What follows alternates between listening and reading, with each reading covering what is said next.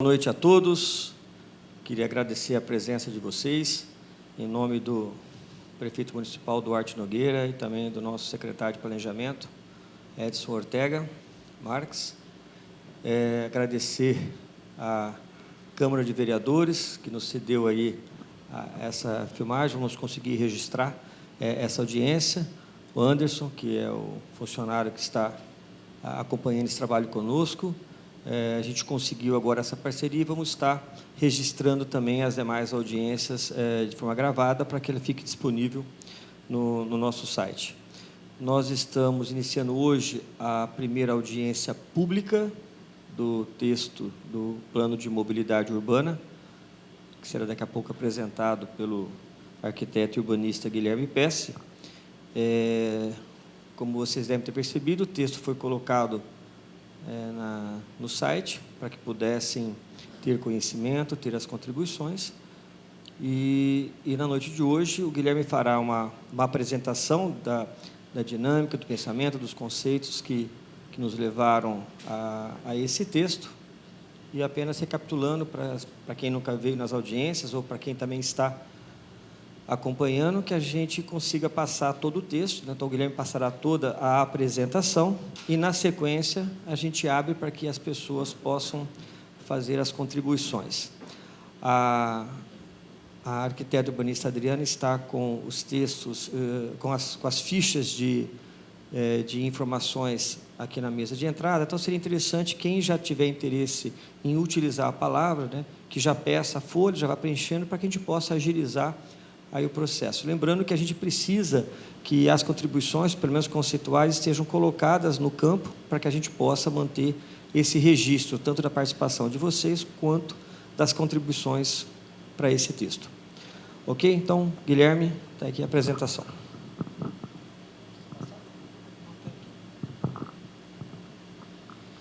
Boa noite a todos, obrigado pela presença de todos. Essa é a primeira audiência pública do Plano de Mobilidade.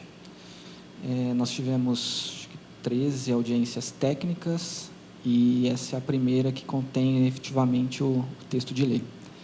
Eu vou começar passando inicialmente alguns parâmetros básicos que eu já, inclusive, apresentei na última audiência técnica, que é a estruturação do plano. Vou passar rapidamente, só para recapitular como que o plano foi organizado, para depois cair no texto propriamente dito. Ela vai ser uma audiência um pouco mais pesada, porque como é texto de lei, e a gente optou por fazer essa audiência, a primeira audiência pública somente com o texto de lei, a segunda audiência já vai ter o plano de mobilidade em si, completo. Então, ela vai conter mais textos. Então, a gente tem a questão da obrigatoriedade de fazer o plano de mobilidade, de aprovar ele através de uma lei complementar no plano diretor, por conta do capítulo 3, a obrigatoriedade da lei do plano de mobilidade urbana e também do plano viário. Como a opção de trabalho, a gente entendeu que o plano viário seria algo que teria que estar integrado junto com o plano de mobilidade urbana. Então, para contemplar isso, a gente está inserindo o plano viário dentro do plano de mobilidade urbana.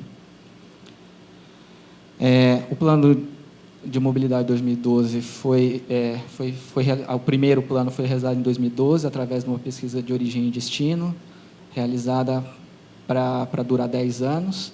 Tinham projeções até 2025, isso eu já coloquei na audiência técnica, E a partir disso se viu a revisão da rede de transporte e a identificação das obras do Ribeirão Mobilidade. Então, lá naquele plano de 2012, já previa as obras do Ribeirão Mobilidade que já estão acontecendo atualmente, já existem obras em andamento na cidade. Em 2012, mais ou menos na época que foi publicado o plano, a gente teve a publicação da Política Nacional de Mobilidade Urbana. Então, algumas coisas que estavam sendo colocadas na Política Nacional de Mobilidade Urbana, o plano de 2012 da cidade não contemplava. Então, isso é uma das coisas que a gente está trazendo aqui para essa revisão.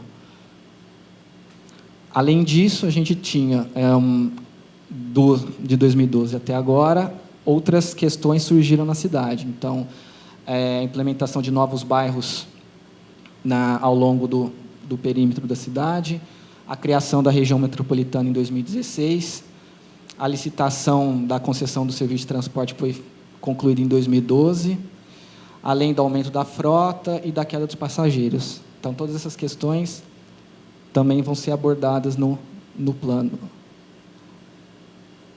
Qual que seria o que a gente traz como proposta de trabalho? Isso já foi apresentado na audiência técnica, eu só estou recapitulando. A gente tem como proposta a formulação e institucionalização da política municipal de mobilidade urbana. Então, isso é o que a gente vai criar como lei, que é o que vai ser apresentado hoje, e a institucionalização do plano de mobilidade como um caderno técnico anexo a essa lei. Então, o plano em si ele vai ser um caderno, que vai ser um anexo da política municipal de mobilidade urbana, que vai ser apresentado na próxima audiência. Quais seriam os conteúdos da lei que a gente vai abordar hoje? Princípios, diretrizes e objetivos da política municipal de mobilidade urbana, as formas de implantação e gestão e a estruturação do sistema viário. Que nesse caso aqui, seria a lei do plano viário que estaria sendo incorporada para a política nacional de mobilidade, para a política municipal de mobilidade, desculpa. São os embasamentos das legislações externas que a gente tem como base para conformação da lei. Então, você tem a Política Nacional de Mobilidade, Estatuto da Cidade, Código Brasileiro de Trânsito, Lei Orgânica do Município e o Plano Diretor da Cidade. São as leis básicas que a gente usou como base, as diretrizes e objetivos. Então, o plano de mobilidade, que seria o caderno, ele vai contemplar a estratégia de projetos para a implementação dos princípios, diretrizes e objetivos da política municipal de mobilidade urbana. Então, os senhores vão poder observar que dentro da política municipal vai ter um artigo falando o que o plano deve contemplar. As etapas de intervenções e as estruturas de monitoramento do plano de produção, já também mencionado na audiência técnica do dia 12. Agora a gente vai cair exatamente na temática nova, que é o conteúdo da lei da política municipal de mobilidade urbana, que foi o que foi disponibilizado no site e os senhores puderam ter acesso para fazer a leitura. Então, qual que é o objeto da lei? É instituir a política municipal de mobilidade urbana, o plano de mobilidade urbana e o plano viário. Então, qual que é a estrutura dessa lei? No capítulo 1, a gente vai ter a conformação da política municipal, quanto às definições, princípios, diretrizes e objetivos, e o plano de mobilidade, que é o Planob, que seria o caderno, o que vai contemplar ele. O capítulo 2 seria a estruturação do plano viário. Então, seria a incorporação da lei do plano viário dentro da lei da política municipal de mobilidade urbana. Os objetivos, o sistema viário, as funções e o sistema cicloviário. Como anexo, a gente está propondo 5 anexos. O primeiro anexo seria os mapas de hierarquia física e funcional do sistema viário. O anexo segundo seria a relação das vias de hierarquia física e de hierarquia funcional que estão contempladas nesse mapa, que seriam nada mais do que os anexos já presentes no plano viário de 2007 atualizados e revisados. O anexo 3 seriam os eixos estrutadores do sistema cicloviário, que também estava presente na lei de 2007. O anexo 4 seriam os eixos estruturadores de transporte público coletivo, isso é um conceito novo que a gente está criando, e dentro desses eixos estariam contemplados o programa do Ribeirão Mobilidade, dos corredores de ônibus do Ribeirão Mobilidade, e o anexo 5 seria o plano de mobilidade urbana propriamente dito, que é onde vão ter as proposições e as previsões de metas da política municipal. Então, agora eu vou cair no conteúdo da lei. Eu vou passar rapidamente, se os senhores tiveram acesso, eu não vou também ficar lendo tudo, porque senão vai ficar muito maçante. Os mapas não. O que a gente está atualizando na apresentação aqui eu vou apresentar os mapas, eles vão ficar disponíveis no site. Os mapas do plano viário já estavam na audiência técnica, eles estavam disponíveis na audiência, na apresentação da audiência. Como anexo, eles ainda não foram finalizados. A gente precisa estar terminando alguns ajustes para poder disponibilizar. Por isso que a gente não quis colocá-los. Então, a gente tem o primeiro capítulo, que é a instituição da Política Municipal de Mobilidade Urbana de Ribeirão Preto. A política municipal, ela é um instrumento de planejamento, implementação e avaliação das políticas públicas de mobilidade, e ela tem como objetivo a promoção da acessibilidade para todas as pessoas, as oportunidades que a cidade oferece. O que seria essa acessibilidade? É importante não confundir com a questão da acessibilidade universal. Então, isso no artigo 3º são delimitados os conceitos e definições que contemplam a lei, assim como o plano. Então, a gente conceitou o que seria acessibilidade, então, a capacidade de atingir determinados destinos, resultados mais diretos do sistema de mobilidade urbana, por meio da existência de uso ou de modo de transporte de forma combinada. E aí, a acessibilidade universal são as condições de alcance da toda a população para a questão das pessoas com deficiência ou mobilidade reduzida. Então, é importante distinguir isso para não gerar conflito e confusão nas pessoas. Então, a gente tem as definições, capacidade de suporte, que vai ser amplamente colocada no plano. Conceituação de divisão modal, que é a participação de cada modo de transporte no total de viagens. Isso foi apresentado também no plano anterior. A gente tem gráficos de divisão modal, então isso é importante frisar. Os eixos estruturadores do transporte coletivo, heteromobilidade, gerenciamento de demanda de viagens, macroacessibilidade, que seria a capacidade de acessar aos diferentes locais de interesses ou alcance municipal, que seriam a questão ampla da cidade, e a gente tem a microacessibilidade, que é a capacidade de acessar os diferentes locais de interesse ou alcance interbairro, que seria o alcance regional, considerando as unidades de ocupação planejada. Então, as unidades de ocupação planejada também vão ser mencionadas durante o PlanMob. Aí a gente tem conceitos de mobilidade urbana sustentada, modos de transporte motorizados, não motorizados ou ativos, operações urbanas, política de preço, polos geradores de viagem, que são os empreendimentos que geram interferência no tráfego do entorno, através de demanda, capacidade de vagas de estacionamento ou garais, ou que estejam atendidos por transporte público coletivo. E, aliás, ou então circulação de bicicletas. Sistema de mobilidade urbana, sistema viário e via compartilhada. Conceituação de todos esses itens para caracterizar e exemplificar melhor aquilo que está sendo colocado no plano. A seção 2 a gente cai na questão dos princípios, diretrizes e objetivos da política municipal de mobilidade urbana. Então, ele tem como princípios a universalidade do direito de se deslocar, usufruir a cidade e acessar as oportunidades que ela oferece.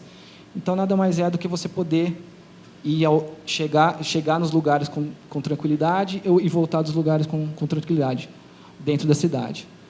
O desenvolvimento sustentável da cidade, a promoção do direito à cidade, através da redução de desigualdades sociais e equiparação de oportunidades, segurança nos deslocamentos das pessoas e promoção da saúde, equidade no uso do espaço público e circulação. Então, isso é uma questão muito importante que a gente tem. A gente tem uma cultura rodoviarista que há muito tempo, criou a cidade para os carros, e aí você tem uma destinação de espaço público muito mais voltada para o transporte motorizado, individual, enquanto que os outros transportes, o público coletivos e os não motorizados, eles acabam sendo segregados na estruturação da cidade antiga. Então, essa é uma questão que a gente vai tentar, com a política municipal, reverter. Justa distribuição dos benefícios, gestão democrática e controle social, espaço público como bem comum e de uso democrático, e a integração das políticas de desenvolvimento urbano. O artigo 5, são as diretrizes que orientam a política municipal de mobilidade urbana. Então, aquilo que a gente tem como diretriz para configurar essa política. Então, seria a estruturação do desenvolvimento do sistema de mobilidade urbana por meio do transporte público coletivo de qualidade e integrado, priorizando os investimentos e sua circulação no planejamento, implementação e uso do sistema viário.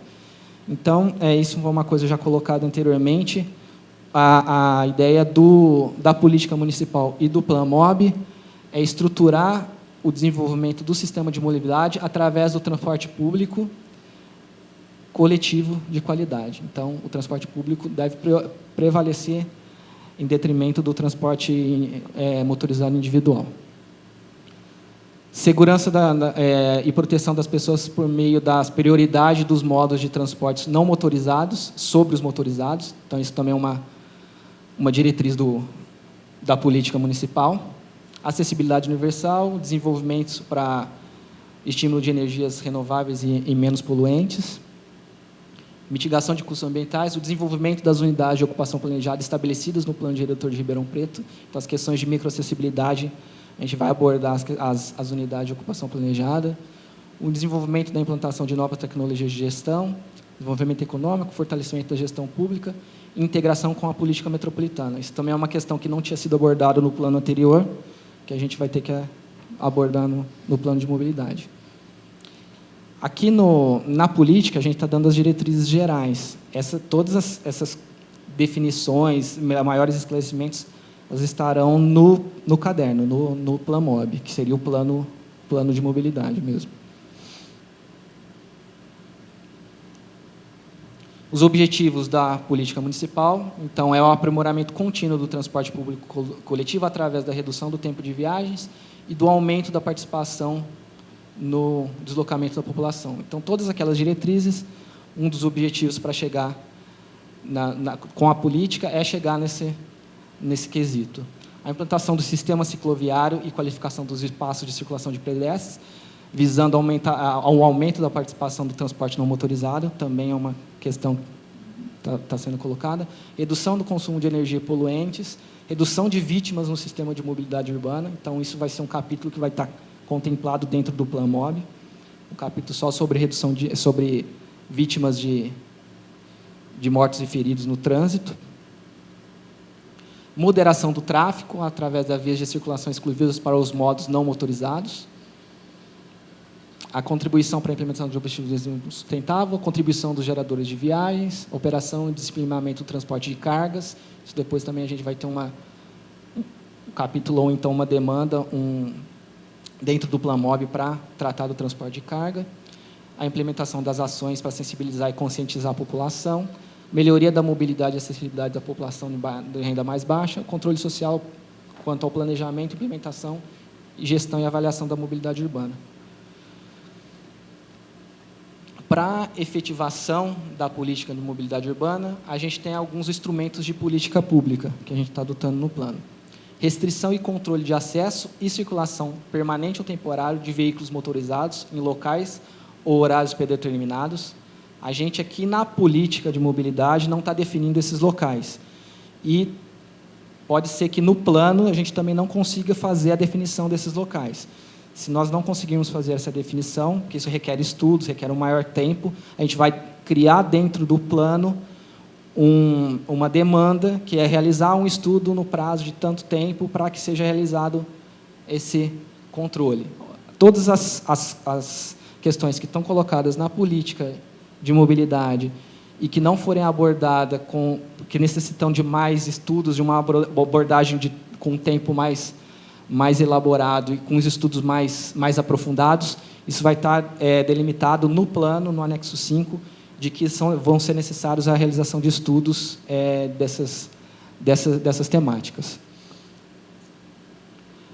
Estipulação de padrões de emissão e concentração máxima de poluentes. Então, isso, por exemplo, vai ser uma demanda que vai estar no Plan MOB, por exemplo, a realização do mapa de emissões, que isso a gente não vai conseguir fazer.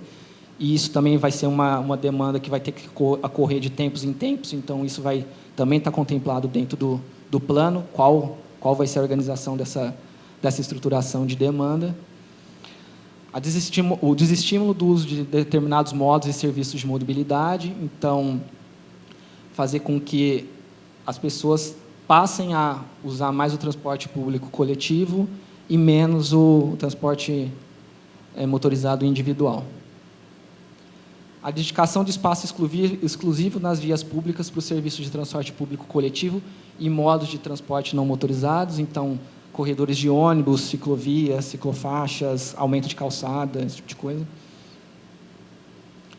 Estabelecimento de política de estacionamentos de uso público e privado, com ou sem pagamento pela sua utilização. Então, a gente vai ter um capítulo também no Planmob que vai tratar dessa política de estacionamentos. Controle e uso de operação através da operação do transporte de carga. Monitoramento e controle das emissões atmosféricas. Redução ou aumento de alíquota de impostos sobre serviços, propriedades urbanas ou veículos, que visam a promover o estímulo do uso de transporte público coletivo e os modos não motorizados. Os instrumentos do Estatuto da CISAD, que também são instrumentos que podem ser colocados para estimular o transporte, e convênios para combater o transporte ilegal de passageiros. A seção 3, que é caracterizado pelo artigo 8, que institui o Plano de Mobilidade Urbana de Ribeirão Preto, que, na realidade, é o Planmob, que vai ser o anexo 5 dessa lei. Então, aqui ele tem só as condicionantes básicas da estruturação desse plano. Depois, na próxima audiência, a gente vai apresentar o plano como um todo. A gente, como abordagem, tem evitar a necessidade de viagens motorizadas com uso de transporte individual, por meio do estímulo do adensamento, através da formação dos subcentros de bairros nas unidades de ocupação planejada, promover a mudança de viagens do transporte individual motorizado para o transporte público coletivo e para o transporte não motorizado, isso vai estar contemplado no plano, promover o aprimoramento da qualidade dos serviços, redução dos impactos ambientais, estabelecer metas de divisão modal, então criar um capítulo dentro do plano para o estabelecimento de metas, para depois, através da estruturação da gestão, a gente conseguir verificar se essas metas que a gente colocou foram atingidas ou não, o porquê que elas foram atingidas ou não, o que precisa melhorar, o que precisa rever, e a estruturação da gestão propriamente dita. A gente cria, no artigo 9, dentro da Secretaria de Planejamento, uma estrutura específica para o acompanhamento e gestão da implementação do plano. Então, seria alguma estrutura dentro da Secretaria, inicialmente dentro da Secretaria de Planejamento, que pudesse acompanhar e gerir esse plano de mobilidade, porque também não adianta nada a gente ter o plano e não acompanhar o que está acontecendo, não verificar aquilo que precisa ser melhorado ou que precisa ser revisado. E aí, a formação da estrutura, nós não conseguimos finalizar ainda, porque existe um estudo de reestruturação de reforma administrativa municipal, então a gente precisa alinhavar esse estudo com aquilo que a gente está propondo aqui. Por isso que a gente não conseguiu finalizar isso. A gente vai trazer mais para frente na próxima audiência. O capítulo 2 é o capítulo relacionado ao plano viário. Então, ele estabelece a hierarquia física e funcional das vias existentes e projetadas e determina as diretrizes para sua expansão. Basicamente, o capítulo 2, a questão legal do capítulo, ela está basicamente sendo contemplada como a lei de 2007. Existem alguns pontos que foram revisados, e aí eu vou passar para os senhores, mas, basicamente, o que a gente teve de revisão maior foi propriamente o mapa que aconteceu por conta da expansão urbana do plano diretor. A gente teve que aumentar o mapa do sistema viário. Mas, basicamente, a estrutura da lei e as configurações, elas seguem as mesmas configurações da lei de 2007. Não tiveram muitas alterações. As alterações que tiveram eu vou colocar.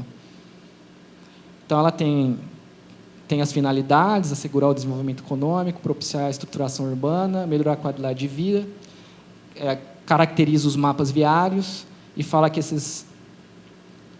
esses mapas podem ser atualizados, justamente porque a cidade cresce. Então, dependendo, como a gente tem as diretrizes aqui e não tem um arcabouço de levantamentos topográficos, levantamentos ambientais, pode ser que algumas diretrizes que estão estipuladas nesse mapa, nesse anexo 1, elas sejam alteradas em função desse desenvolvimento, de acordo com o andamento dos loteamentos a serem desenvolvidos, dos empreendimentos a serem desenvolvidos. Então, ele dá a possibilidade de mudança, de atualização do mapa. mas sempre seguindo a lógica e a estruturação do plano viário que está em lei, estaria na lei.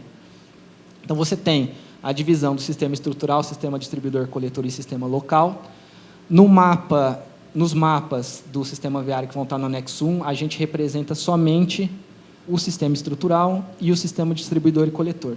Daqui eu vou passar mais rápido, lá no mapa eu contextualizo melhor o que seriam essas vias, que fica mais fácil da gente entender no mapa.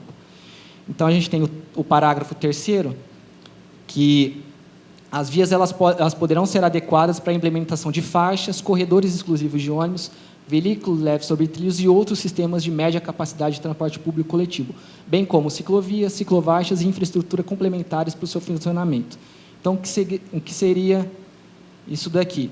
Que você pode alterar o padrão das características físicas funcionais para implementar esse tipo de transporte. Por exemplo, você tem nas avenidas a previsão de 2 faixas de rolamento e uma faixa de estacionamento. A gente pode alterar essa conformação para a conformação de um corredor de ônibus, por exemplo, retirada de faixa de estacionamento para a inserção do corredor de ônibus. Isso é possível.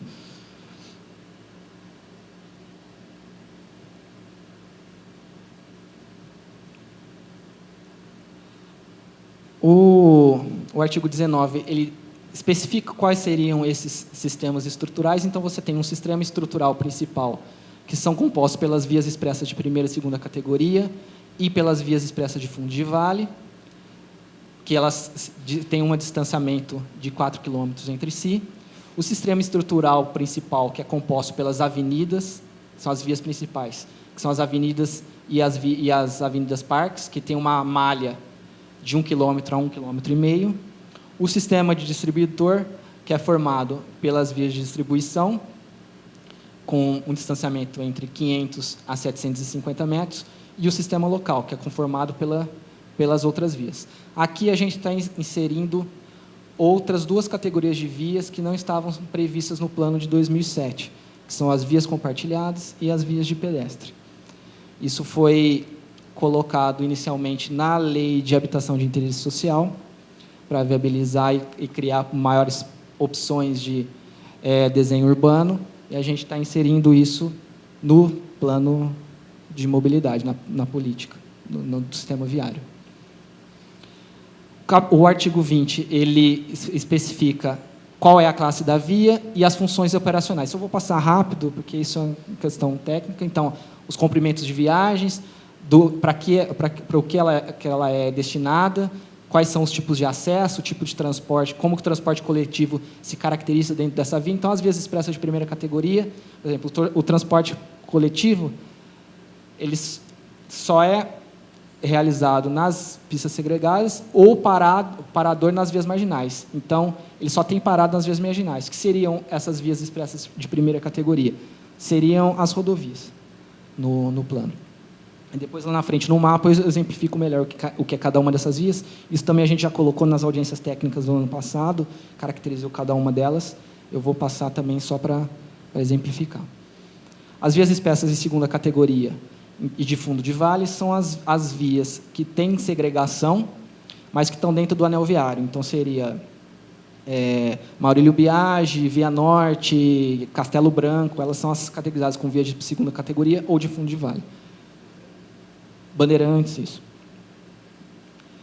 As avenidas e avenidas parques são destinadas ao tráfego de média distância, acesso para através de vias do sistema coletor e o espaçamento entre 800, mínimo de 800 a 1,5 km. Aí a gente tem as vias de distribuição, também são as mesmas questões, via de circulação local e via parque, que estavam já no plano. A via parque, ela é uma caracterização, ela é uma via sem continuidade e que ela pode fazer a conexão com a área de preservação permanente. Ela faz a conexão dos parques lineares, então, mas ela não necessariamente ela tem uma continuidade ao longo do parque linear. Ela é diferente da Avenida Parque. A Avenida Parque ela tem a continuidade ao longo do parque linear. Então, essas são as diferenças entre a Via Parque e a Avenida Parque. E aí a gente tem as duas outras vias que foram incorporadas na lei, em função da circulação de pedestres e modos não motorizados, permitindo-se a circulação compartilhada de veículos motorizados para acesso a lotes de uso unifamiliar ou multifamiliar, desde que haja tratamento na moderação de tráfego e sinalização adequada. Vias de pedestres destinadas exclusivamente à circulação de pedestres, permitindo-se a circulação de bicicletas e outros modos não motorizados de transportes para o abastecimento de estabelecimentos comerciais e acesso de lotes unifamiliares de HIS. Essa questão do HIS é justamente porque está na lei. Isso é uma questão que eu acho que a gente pode gerar a discussão. Não necessariamente ela precisa estar somente nas unidades unifamiliares de HIS. Isso pode ser transportado para a cidade como um todo. A gente colocou aqui o HIS, que foi transportado da lei justamente para gerar essa provocação, para gerar o debate com os senhores. O artigo 21 são as características operacionais. Então, a gente tem a velocidade operacional, os espaçamentos entre as marginais, a proibição dos acessos, espaçamentos proibidos. Então, são as características que as vias vão operar.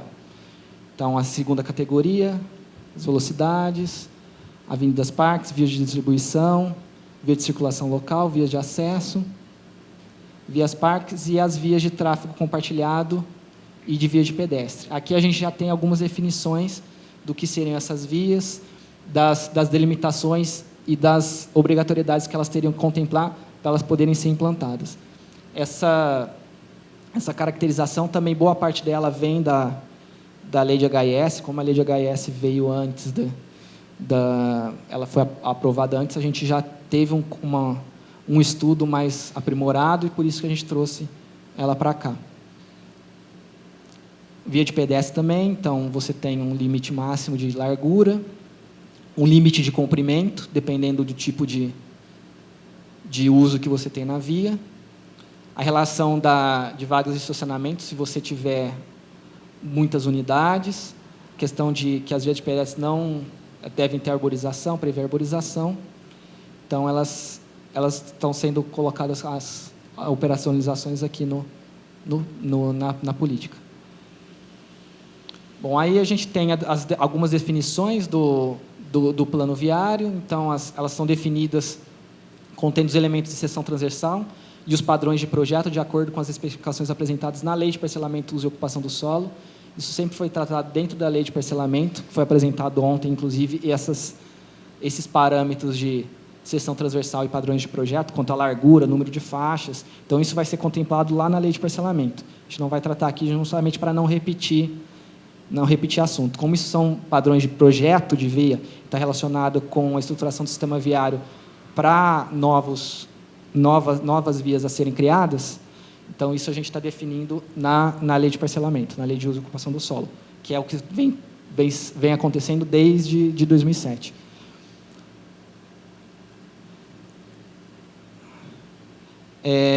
A gente tem a questão dos mapas, que eles vão ser o anexo 1 da lei, do plano, para ilustrar justamente todas essas relações que eu coloquei anteriormente.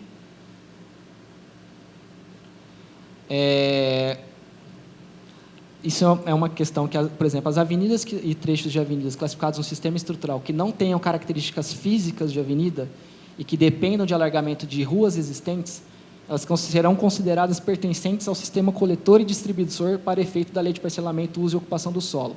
Após a execução do seu alargamento, serão integrados ao sistema estrutural. Então, por exemplo, a gente pode ter alguma restrição na Lei de Parcelamento e Uso e Ocupação do Solo voltado para a avenida, que no caso das avenidas que não estão executadas ainda, elas entram com a análise de sistema coletor. Então, elas não vão ser analisadas urbanisticamente como avenidas, mas sim como sistema coletor, até que elas não sejam implantadas. A partir do momento que elas forem implantadas, elas integram o sistema estrutural. Isso acontecia muito no plano viário anterior, de 2007. Existiam várias ruas na cidade que previam o alargamento de via para avenidas. Aí, na atualização do plano, isso foi uma das coisas que a gente resolveu retirar. Então, a gente tem algumas vias que prevêem o alargamento, como, por exemplo, a Capitão Salomão. Ela prevê o alargamento para transformação de avenida. Mas, por exemplo, Rua dos Aliados, qual que tinha também? A Japurá, eu acho que tinha alargamento, previsão de alargamento. Elas não estão sendo mais contempladas como avenida, elas estão sendo caracterizadas como via coletor estrutural, e a gente está tentando prever o binário dessas vias. Então, a gente trabalha com o sistema binário para caracterizar os deslocamentos nesses bairros, que são os bairros mais antigos, que você não tinha a previsão de avenida no plano, né? São os bairros mais próximos ao centro. A gente também caracteriza o sistema cicloviário. No sistema cicloviário, uma das coisas que a gente alterou da lei de 2007, do plano viário, é a largura das ciclovias. Então, a gente estipula uma largura mínima de 2,50 metros para vias existentes e uma largura mínima de 2,80 para vias projetadas. Por que isso? Porque no Caderno Nacional de Mobilidade Urbana, você tem como largura mínima para bidirecional os 2,50. E no nosso plano anterior, eles estipulavam os 2,80 metros. A gente teve bastante dificuldade no desenvolvimento dos projetos do Ribeirão Mobilidade em contemplar as ciclovias com 2,80. Teve locais que não eram possíveis, então a gente colocou os 2,50 metros, porque a gente não tinha espaço de canteiro para fazer a faixa de separador, fazer uma proteção com o viário. Então, a gente está atualizando essa questão das ciclovias, assim como a largura mínima para unidirecional. No plano de 2007, a gente tinha 1,20 m, a gente está passando para 1,40 m para seguir o parâmetro da bidirecional, e aqui de 1,20 m, mantendo o anterior. Outra coisa, isso também já estava no plano, mas é interessante frisar. Então, tratamento específico das interseções existentes ao longo da ciclovia e da ciclofaixa, bem como sua sinalização própria. Então, quando a gente tem a aprovação de loteamento, aí eu fico enchendo o saco no GAP para apresentar o detalhamento da ciclovia, de como que é a rampa de acesso, como que é a travessia do pedestre em relação a essa ciclovia, justamente porque isso daqui está na lei desde 2007. A gente está mantendo. Uma das coisas que a gente está colocando, que também já estava na lei, é a implantação de ciclovia nas novas avenidas, no canteiro central, e nas vias coletoras externas aos anéis, nas externas ao anel. Por que externa ao anel? Porque a gente tem, naquela definição das vias coletoras, um espaçamento entre 500 e 750 metros. As vias externas ao anel, elas são projetadas normalmente com 750 metros. Então, para você ter um deslocamento que dentro do anel as avenidas contemplam 1 quilômetro, você ficaria com 750 metros entre as ciclovias externas ao anel, para você também gerar uma rede cicloviária que fique fora do anel viário, que possa criar as ambiências dentro dos bairros também. Então, esse é o mapa, é o anexo 1, que é o mapa de hierarquia física. Então, como eu disse, as vias, aqui antigamente existiam alguns alargamentos previstos de sistema viário. Então, esses alargamentos foram retirados.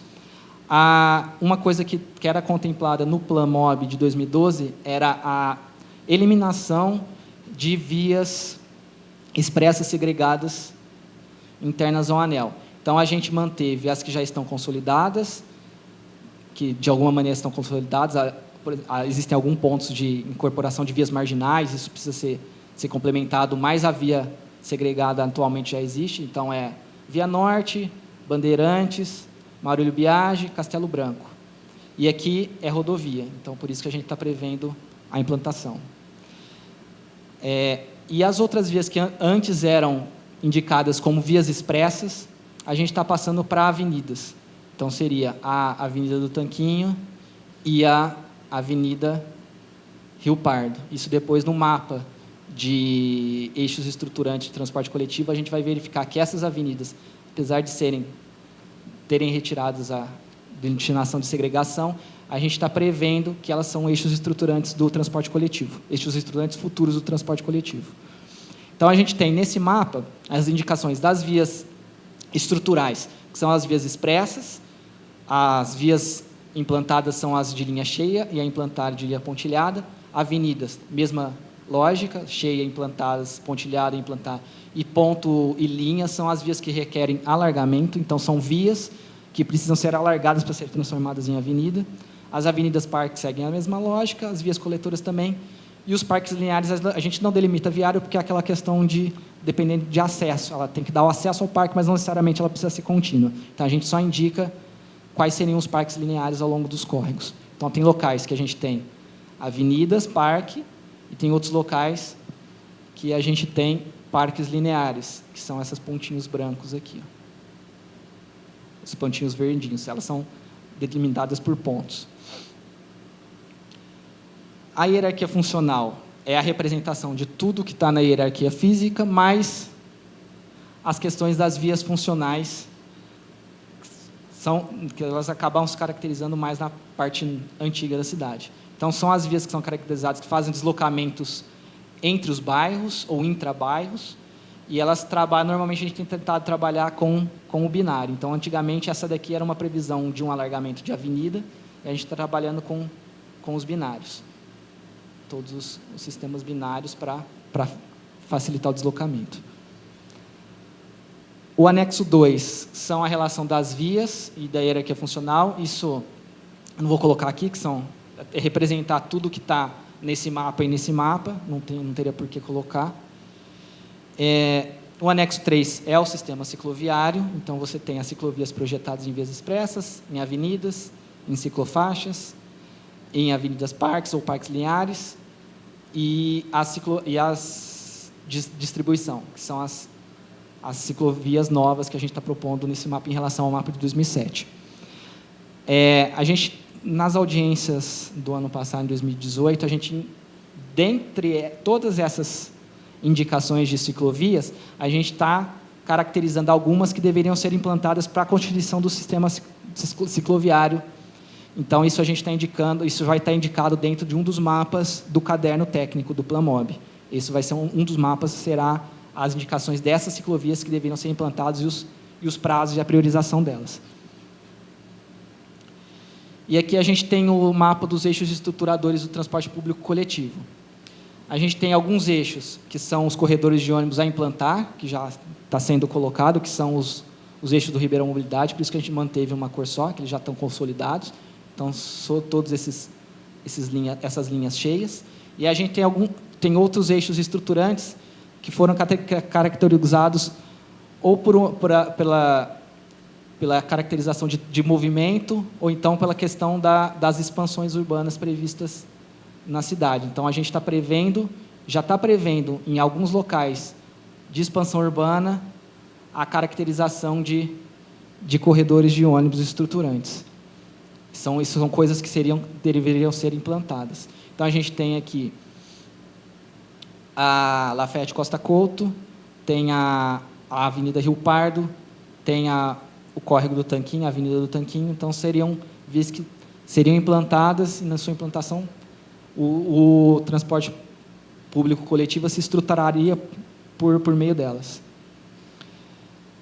O anexo 5 é o plano de mobilidade, ele vai ser apresentado na próxima audiência.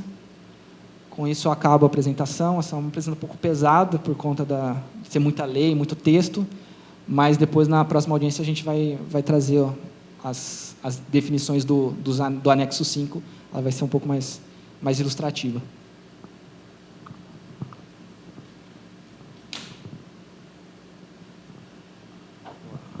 Obrigado, Guilherme. Como o Guilherme comentou, a divisão dessa lei que estabelece a política municipal da mobilidade urbana foi uma discussão que tivemos entre os técnicos, da necessidade de estabelecermos a política municipal da mobilidade urbana, e dentro da política municipal de mobilidade urbana nós teríamos aí o plano de mobilidade, onde se contempla, não em termos de hierarquia ou de prazo de execução, mas sim uma visão do que é necessário para que, no futuro breve, a gente tenha contemplado tudo isso que a política estabeleceu. achamos por bem fazer a separação por anexos. Então, alguns anexos que vieram para essa política eram os anexos que já estavam no plano viário. Esse plano viário, a gente entendeu nas discussões que, embora fosse uma das leis a serem revistas pelo plano diretor, achamos por bem que ela seria muito mais interessante e utilizada se separada, parte dela na lei de parcelamento, uso e ocupação do solo, os assuntos que são pertinentes a essa lei, e parte dela viria, né, para o plano de mobilidade, para que não ficasse apenas uma lei de consulta para a utilização de outras leis. Então, esse foi o raciocínio que a equipe teve para estabelecimento dessa proposta de lei. Os mapas estão sendo revisados, atualizados dentro da nova realidade, empreendimentos novos que surgiram na cidade, tudo isso está sendo contemplado. A política de déficit cicloviária que nós não tínhamos até então, ela acontecia de uma forma muito aleatória, e estamos implantando isso de forma mais clara na lei. Então, a ideia foi trazer, primeiro, né, esses conceitos e diretrizes do que seria a nossa política municipal, né, mostrarmos quais são os anexos que virão, o que cada um deverá estar tratando, mas deixando bem claro quais são os conceitos. A nossa previsão é que, no máximo de 10, 15 dias, eu acho que a gente já conseguimos terminar. Depois da reunião de hoje, nós temos uma reunião interna nossa amanhã, para discutirmos as contribuições de vocês e fecharmos o calendário. No calendário de consulta das audiências que está no site, inicialmente está marcado para o dia 8. Acho que nós não conseguiremos para o dia 8. Tá? Nós vamos amanhã estar acertando, talvez teremos que ganhar aí mais uma semana ou alguns 10 dias. Mas amanhã a gente consegue fechar isso, eu acredito. Não é muito mais do que isso, é só um acerto de datas. Nós vamos abrir para que haja as manifestações. Alguém já se inscreveu, Adriana? Se alguém quisesse, por favor, se inscrever, pede para fazer a ficha, para que a gente possa aí estar chamando na sequência, registrando os contatos de vocês. Mas lembrando que tanto esta lei, como todas as outras, né, que a gente tem trabalhado nessas quase 90 audiências públicas das leis complementares ao plano diretor, a gente sempre pede que mande para o mesmo e-mail, mas que no assunto coloque qual é a lei que nós estamos, né, que vocês estão contribuindo, que isso facilita muito a equipe na distribuição das contribuições. Então, as contribuições, mesmo que não venham hoje, elas poderão vir na sequência, e é muito importante para a gente, para que não haja equívoco no entendimento, se vocês pudessem colocar, olha, qual é o artigo, né, que vocês estão dando sugestão. Estamos sugerindo tais modificações do artigo tal, para que a gente tenha mais fácil entendimento. Sobre ainda os anexos, era o físico, funcional, isso, a listagem, né, das avenidas, elas contemplam agora, obviamente, novas vias que foram criadas, né, desde a última lei para agora. Então, é importante dizer que não há, assim, grandes modificações. Nós apenas reeditamos as vias que já estavam contempladas lá, mas incluímos, né, as vias que surgiram aí com os novos empreendimentos, né, da última lei de 2007 para agora. Tá ok? Então, nós temos o Silvio Contarte, a OAB também pediu, Renan. Tá? Adriana, depois você pega uma folha separada, que ele já vai adiantando a parte deles, né? Que a gente já agiliza. Eu vou pedir para que as pessoas que forem se manifestar, que se identifiquem, né? Nós estamos gravando, então se identifiquem, falem sempre ao microfone, para que a gente possa estar registrando aí na filmagem, que temos em um bom som as contribuições de vocês.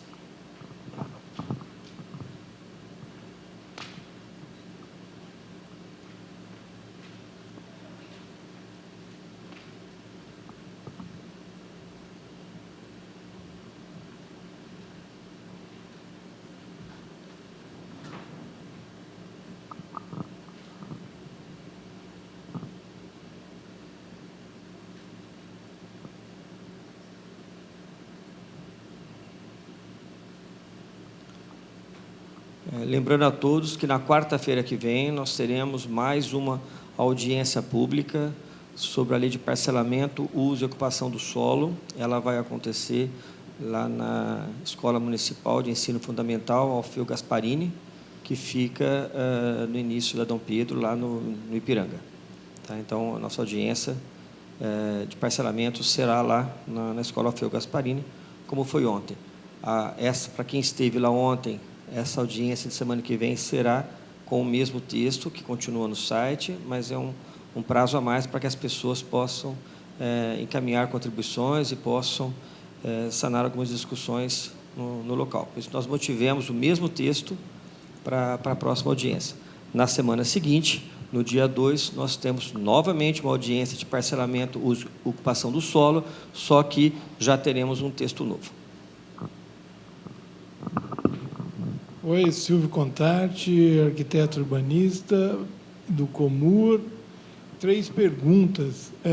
A primeira, na verdade, é bom que tenha uma política expressa e que pena que a gente não tinha isso antes, e aí uma incoerência, uma pergunta sobre gastos do atual programa aí obras do PAC, né? A gente está falando em gastar 500 milhões de obra, mais ou menos, e essencialmente obras viárias, né?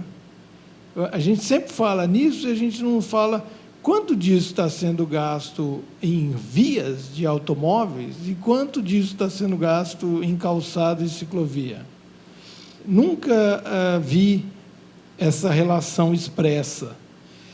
A segunda coisa é sobre o mesmo tema. O prefeito, geralmente, quando vai fazer qualquer apresentação falando sobre a realização do governo e as coisas que ele já conseguiu fazer, fala em 500, 600 quilômetros de recapeamento de via. E quantos metros quadrados de calçada? Já fez algum? Vai fazer? Está previsto? Porque nós temos bastante problema de calçada na cidade, principalmente na cidade velha, né? Não na cidade nova. Eu estou vendo que na lei do parcelamento, por exemplo, já veio a exigência de que os novos loteamentos vão ter que vir com calçada nos lotes, né? Isso não existia antes, né? E eu vejo algum problema disso com relação à ocupação de longo prazo. Você vai gerar um monte de entulho, né? Porque o cara, quando for fazer a obra, vai destruir a calçada e depois vai ter que refazer. Mas está lá a exigência. Agora, a cidade antiga, que foi sendo feita com padrões errados, totalmente em desacordo com a segurança e o conforto do pedestre, ela precisa ser adaptada, né?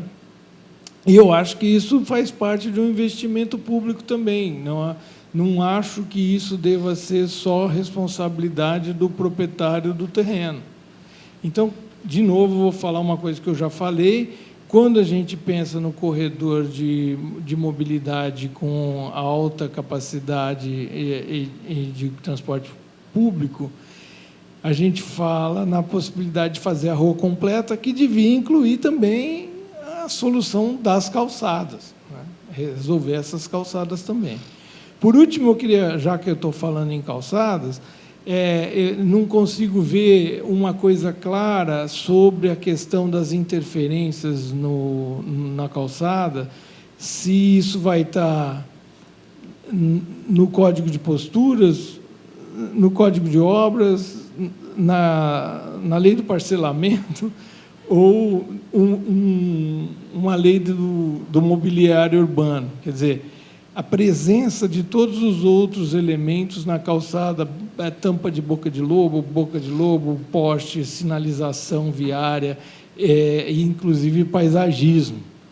Eu acho que tinha que ter uma regra simples para isso, para as pessoas irem se acostumando a ter essa faixa livre para caminhada na calçada. Porque a pessoa, às vezes, na boa intenção, acha que plantar lá um monte de coroa de Cristo é bonito, mas aí a pessoa não consegue andar na calçada, né? Então, assim, se a gente tivesse isso expresso, claro, eu não sei se faz parte da lei da mobilidade ou se está numa outra lei. Se tiver na outra lei, tem que ter referência de uma com a outra. No Código de Posturas, eu vi que tem uma série de questões sobre multa para ocupação irregular de calçada, com equipamento comercial ou não, né? Mas eu acho que precisava estar assim de uma forma bem expressa, né? E na lei do parcelamento talvez fosse o lugar, mas aí trata dos parcelamentos novos. Aí, o que a gente pode fazer para incluir isso também como uma exigência para a cidade existente, ainda que a gente, todo mundo, como sociedade, tenha que pagar essa conta, né? Porque isso aí está pronto faz 100 e tantos anos, e refazer talvez não seja obrigação do proprietário, mas se nós vamos dividir essa conta, então nós precisamos saber o tamanho dela, né? Lucas, OAB, né? Isso.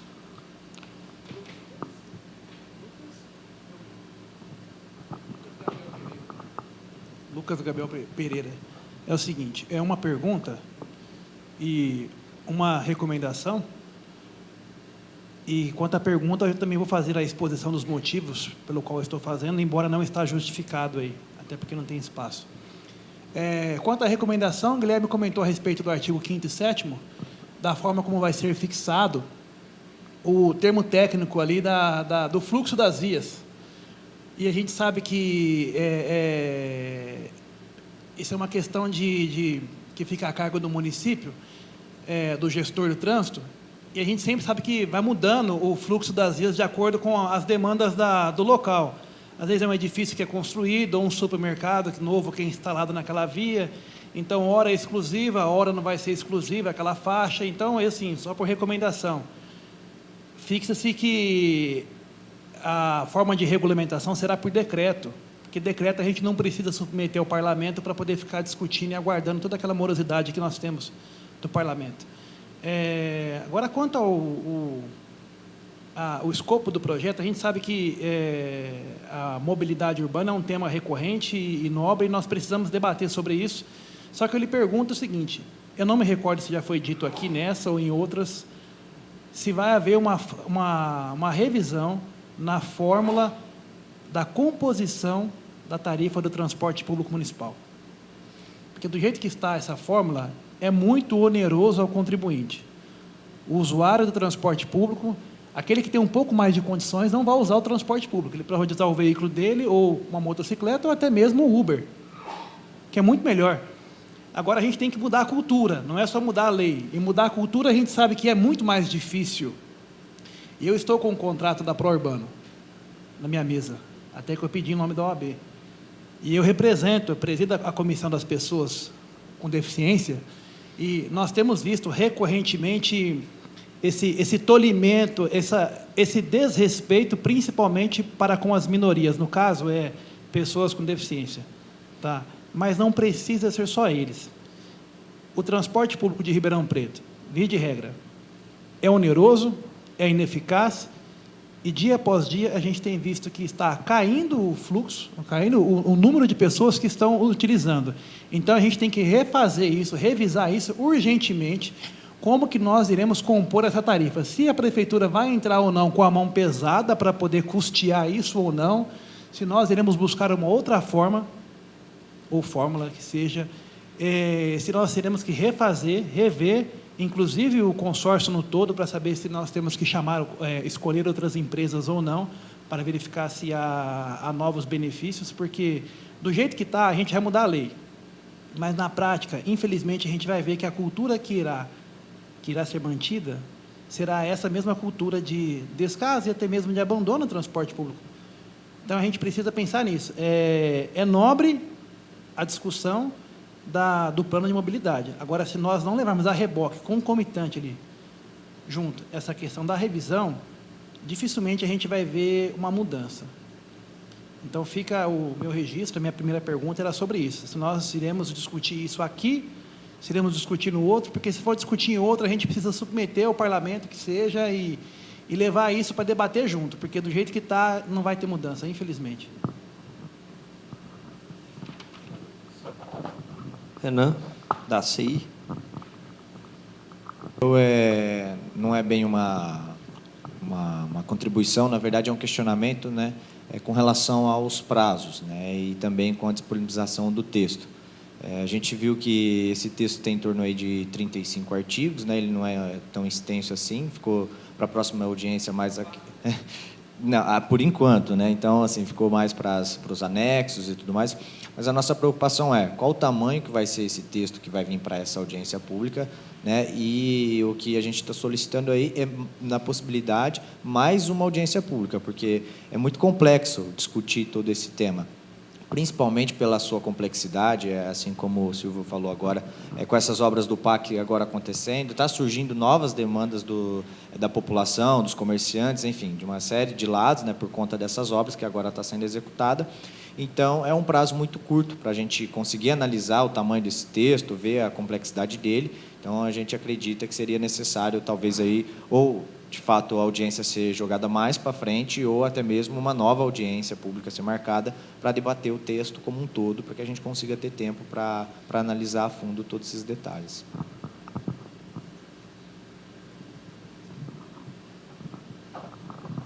Paola.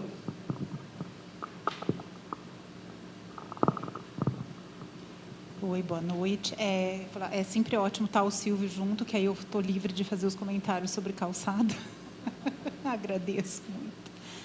Eu fiquei na segunda-feira, quando estava na abertura da Semana de Mobilidade, que foram tratadas algumas questões, eu comecei a me tocar, que, pelo menos nas discussões que eu participei, não teve nenhum comentário sobre como vai acontecer a questão da inteligência, né, aqui para interferir, vamos dizer, para organizar, talvez, né, os momentos que tem alguma intervenção, algum problema, trabalhar os fluxos, né, por exemplo, tradução, se foi pensado em algum centro de controle e operações, ou alguma coisa parecida, até para trabalhar com as intervenções também que acontecem quando tem alguma necessidade de reparo, implementação de infraestrutura, e mesmo entender como é que está o fluxo do transporte coletivo. Eu penso muito na questão de olhar como é que está a restrição de uso do individual motorizado, né, e o fluxo para fomentar o transporte coletivo.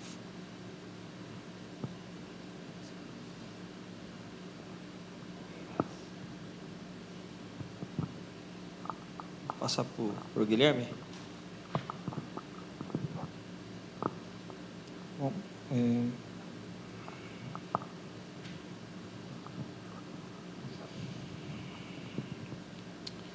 inicialmente na fala do Silvio, quanto às questões dos gastos de vias e calçadas, isso é justamente o que a gente vai tentar evitar com o plano, delimitar essas obras e essas intervenções a partir de uma logística de que você tenha um arcabouço de prioridades, que esse arcabouço de prioridades esteja relacionado com pedestre, monomotorizado e transporte coletivo, não ficar somente obras viárias, esse tipo de coisa.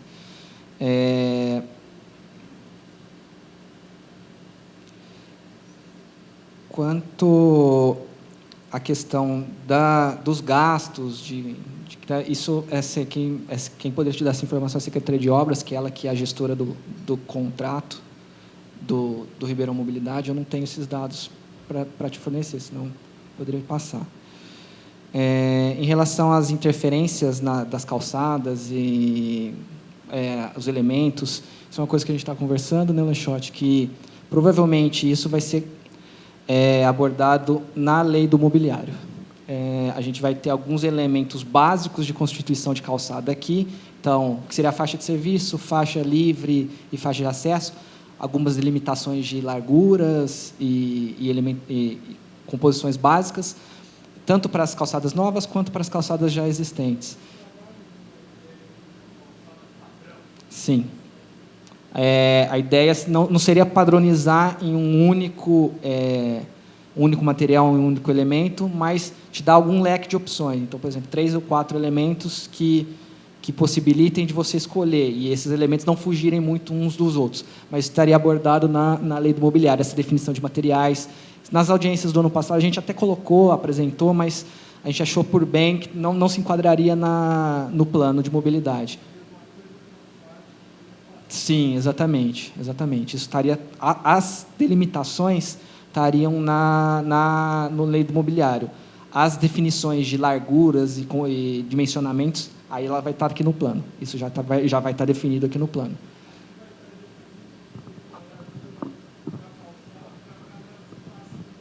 Sim. Isso tá, e na realidade, para as novas vias, isso está definido no plano, na lei de parcelamento, que é aquela tabela que a Nilza apresentou ontem, tá, do quadro 3. Para as novas vias estão lá. Aqui a gente define para dimensionamentos gerais. Então, uma ideia inicial que provavelmente a gente deva apresentar, definições de calçadas com até 2,5 metros de comprimento, de largura, de 2,5 metros até 4 metros e acima de 4 metros. Então, as definições ficariam mais ou menos criadas esses três nichos de calçada. Isso poderia ser aplicado tanto para a existente quanto para as novas. Isso vai estar no caderno. Em relação ao Lucas, quanto à questão do fluxo de via, a gente pode verificar se pode colocar aqui como um parágrafo, isso é completamente possível, através do decreto. E quanto à questão da composição tarifária, não sei como que se a gente vai conseguir abordar isso dentro do plano, ou se a gente vai criar um gatilho para que isso seja discutido através de estudos, esse tipo de coisa. Provavelmente seja esse gatilho. A gente não vai abordar esse cálculo, esse tipo de coisa aqui dentro do plano, mas as condições tarifárias, conceitualmente, vai ser colocado. Tá? Em relação aos prazos, Renan, isso é uma questão técnica que a gente tem que conversar, tem uma questão política também que envolve essa questão dos prazos. Particularmente, eu sou favorável ao maior número de discussão e à maior possibilidade de discussão possível. Aí a gente tem que decidir isso internamente. Tá? A Paula, quanto à questão das intervenções e infraestrutura, para o plano, a gente está prevendo aquele órgão de gestão. Para as intervenções, que são obras, isso eu não sei se é possível contemplar na Secretaria de Planejamento, por exemplo, porque a Secretaria de Planejamento não é uma secretaria executora. Isso teria que estar vinculado à Secretaria de Obras, isso é uma coisa que a gente pode conversar e verificar se inclui alguma coisa aqui.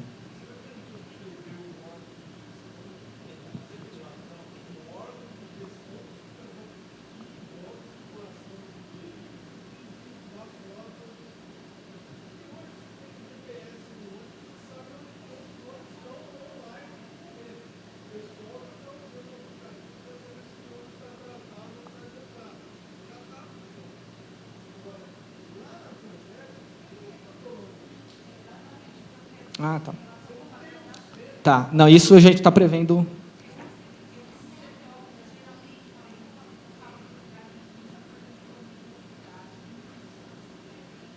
Pessoal, sem microfone está sendo ótimo.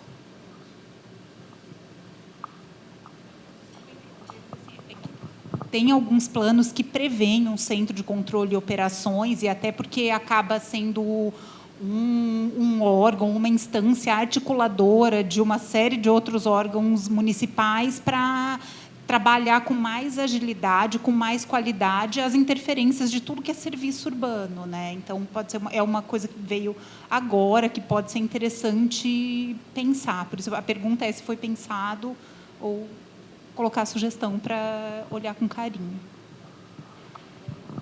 Não é só serviço e interferência. Tem a ver também com emergências, tem a ver com grandes eventos. Então, você vai ter um show de rock no estádio do Botafogo. Você vai ter um rearranjo do trânsito que pode ser feito num centro de comando. Envolve semáforo, envolve linhas de ônibus, envolve fechamento de vias e outros tipos de coisas assim. Então, quando você tem um centro de controle, você controla tudo isso de um lugar só, né? Não é no gogó, né? É no computador, é online, é um comunicando com o outro. E eu acho que, se a gente quer fazer uma cidade inteligente, a gente tem que implantar a inteligência.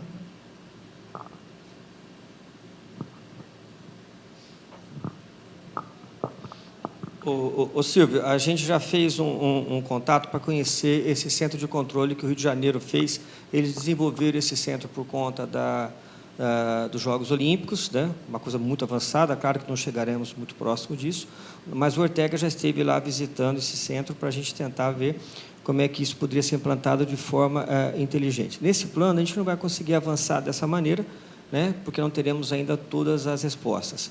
O que a gente está conseguindo avançar agora é colocar, né, uma instância, né, de controle das ações, né? Nós percebemos que estamos aí com um plano de mobilidade do Ribeirão Mobilidade saindo, então nós temos assim, muitas obras que aparentemente apresentam ser só viárias, né? O traçado delas acompanhou, né, o conceito do transporte coletivo. Então, atrás, né, desses corredores de transporte coletivo vem todo o trabalho, né, de calçadas, imobiliário, para atender esses eixos. Tá, mas depois disso pronto, quem é que vai acompanhar se está funcionando, se os abrigos foram colocados nos locais certos, se as calçadas foram suficientes ou não? Então, há necessidade de uma instância que faça esse acompanhamento.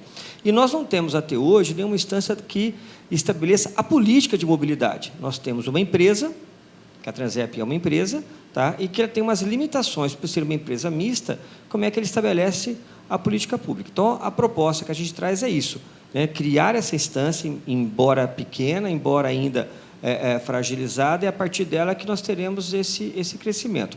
Então, no plano que virá, em anexo, que a gente discutiu, trata em cima disso, né? A gente percebeu, por exemplo, que não havia nenhum estudo que mencionava questões de segurança, as questões, né, de redução de acidentes, e que isso traz, obviamente, uma economia na área da saúde. Também estamos pensando de como fazer, né, esse acompanhamento. E, nessa linha, vem as discussões das calçadas, né? Claro que você pontuou as calçadas. No plano Ribeirão Mobilidade, contempla-se algumas questões de calçada, menos do que gostaríamos, só que muito mais do que nós já tivemos até hoje. Dentro disso, há uma preocupação com o eixo de circulação de pessoas com deficiência, então uma preocupação, porque tentar implantar a acessibilidade numa cidade que existe há mais de 150 anos não foi uma situação complicada. O Guilherme e o Tiago ficaram debruçados em cima de esquina por esquina, porque não dava para ter o mesmo modelo, porque as esquinas eram totalmente diferentes uma das outras, né? Então, esse foi um trabalho que eles tiveram, né? Passaram isso o ano passado inteiro, esse ano, para poder chegar, né? E que não terminaram. Então, aí, junto a isso, vinham as ciclovias, que às vezes se cruzavam. Então, um trabalho que nós nunca tínhamos feito algo nessa magnitude e estamos conseguindo avançar. Foi o que despertou a necessidade de de uma certa conceituação do que se esperava em calçada. Aí veio a discussão, então, do dimensionamento. Foi feito um levantamento de média de tamanho de calçadas. Aí conseguiu-se pontuar isso, 2,5, 4, acima de 4. Como proceder, entendeu? Garantir a acessibilidade de pessoas com deficiência quando a calçada, né, era menor que 2,5. A legislação federal nos obriga a ter 1,20 pelo menos para circulação. Então, todas as discussões foram levadas em consideração. Como colocar isso no papel? Então, algumas situações estão sendo contempladas na lei de parcelamento, mas, como você disse, situações novas, tá? E é muito mais fácil, né? A gente dá diretriz como é que o novo tem que ser. Como resolver a cidade existente? Cada situação teria a sua particularidade. Então, estamos garantindo, primeiro, a mobilidade de pessoas, a garantia de que se tenha a área de mobilidade na calçada. Por isso, a questão principal das calçadas que são estreitas é garantir a mobilidade. Dentro desses espaços, há alguns elementos do mobiliário que são necessários. Poste de iluminação pública, porque passa a fiação. Então, como contemplar quando a calçada é estreita? E aí, calçadas que fossem mais largas, nos permitiria, né, garantir aquela faixa de serviços, de acesso ao lote. Então, fizemos essa divisão.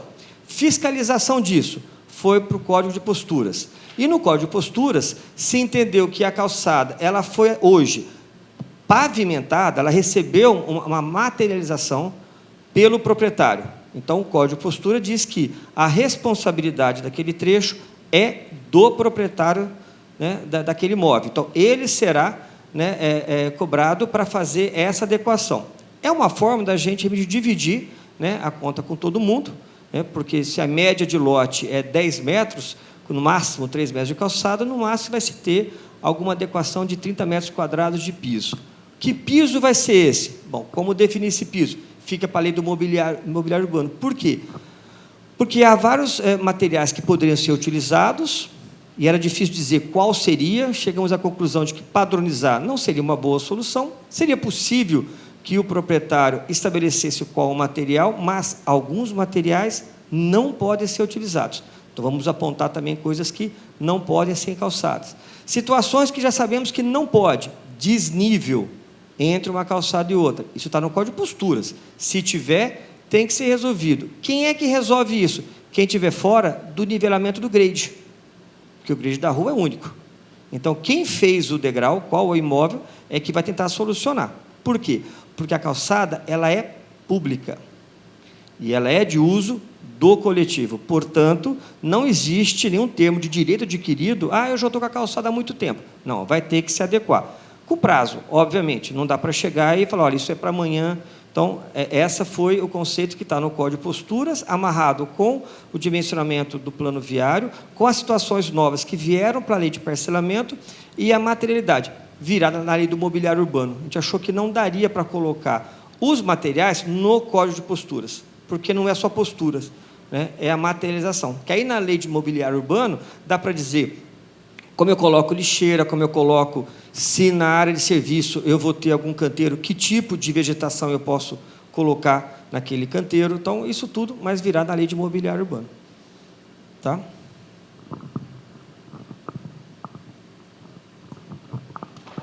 Eu já falei isso aqui uma vez, mas uma boa forma de mostrar como é que ficaria é usar os próprios públicos como exemplo, né?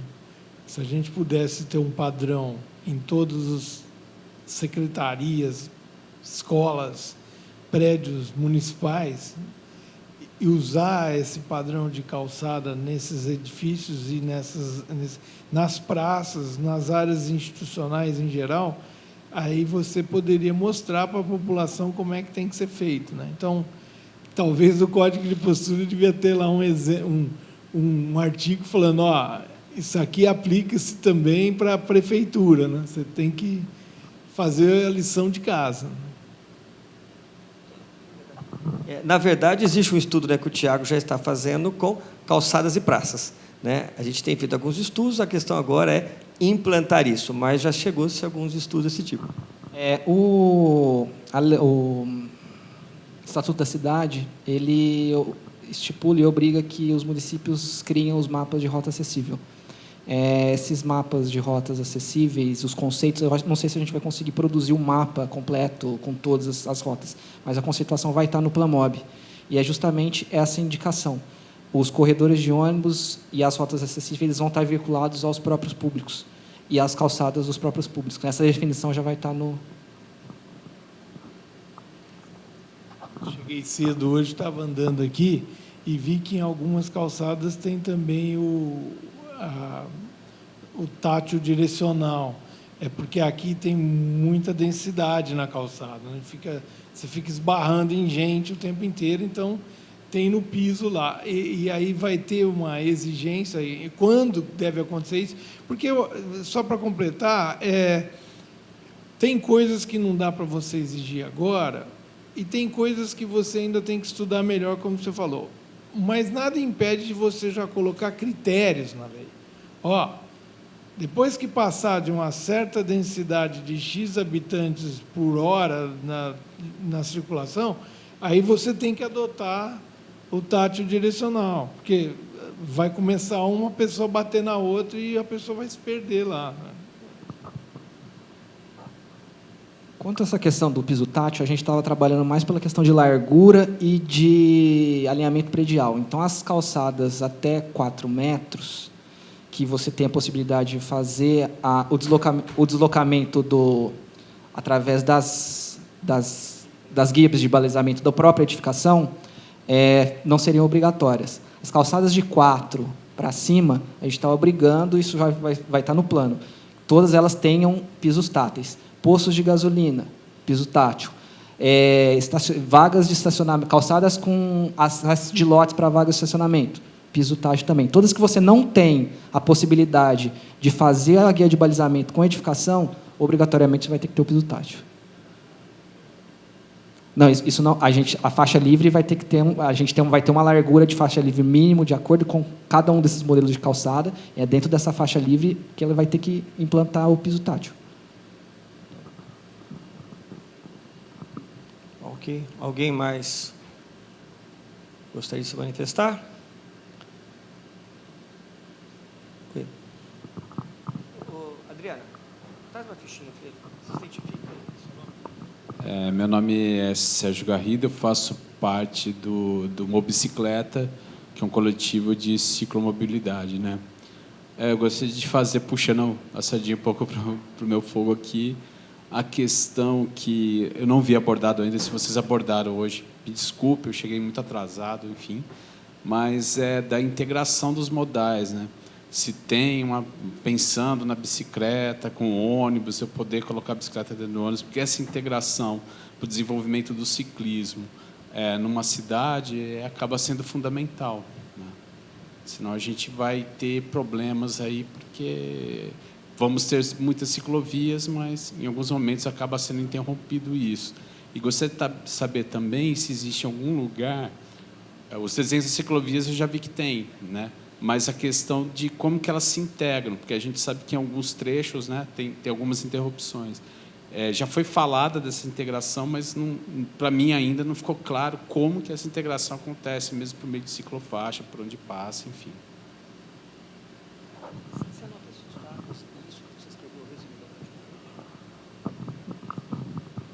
A integração dos modais a gente está prevendo no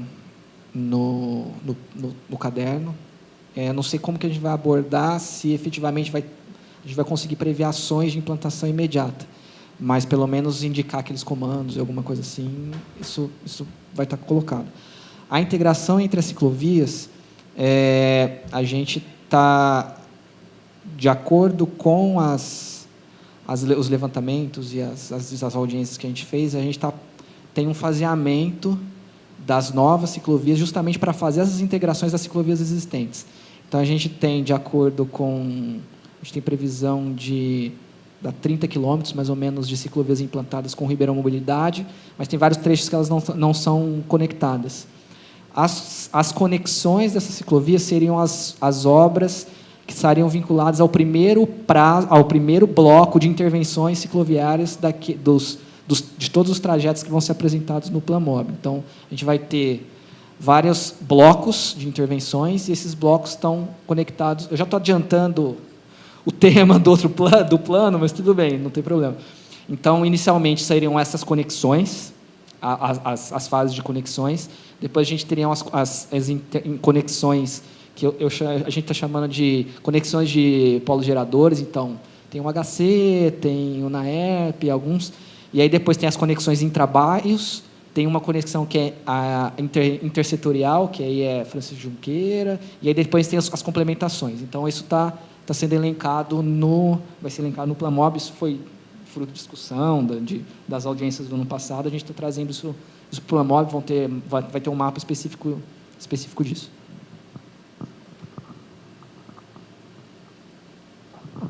E com relação à arborização de ciclovias, se pensa nisso?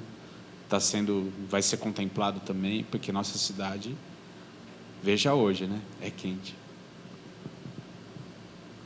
A questão da arborização, a gente está conversando com a Secretaria do Meio Ambiente, que o Código do Meio Ambiente também está sendo revisto.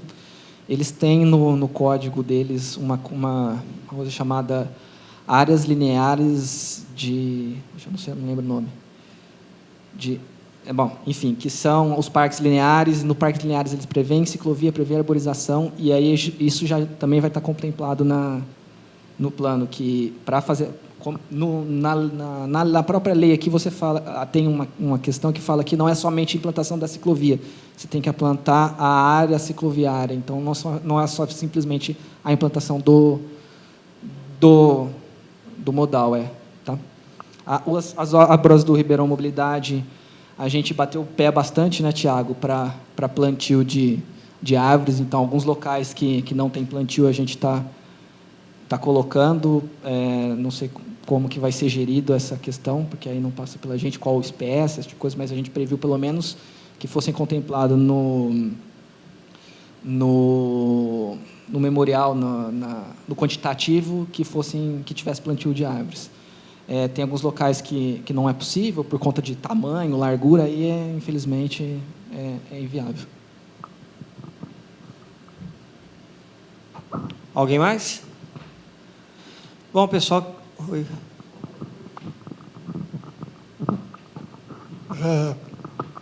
Com relação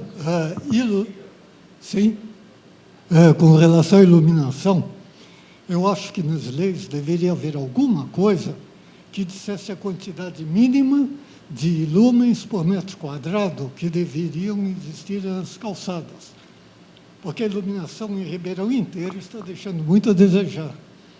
Quer dizer, as vias principais têm alguma iluminação.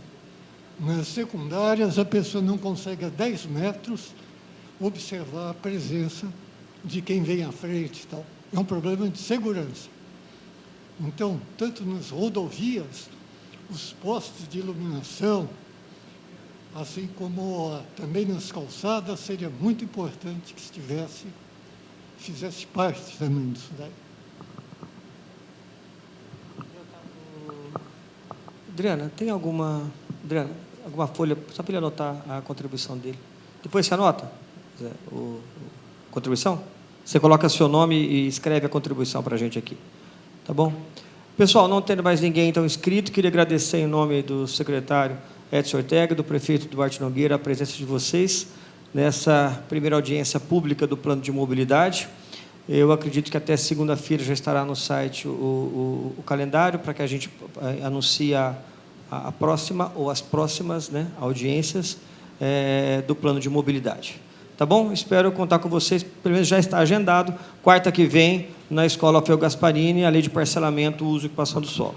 Muito obrigado, boa noite a todos.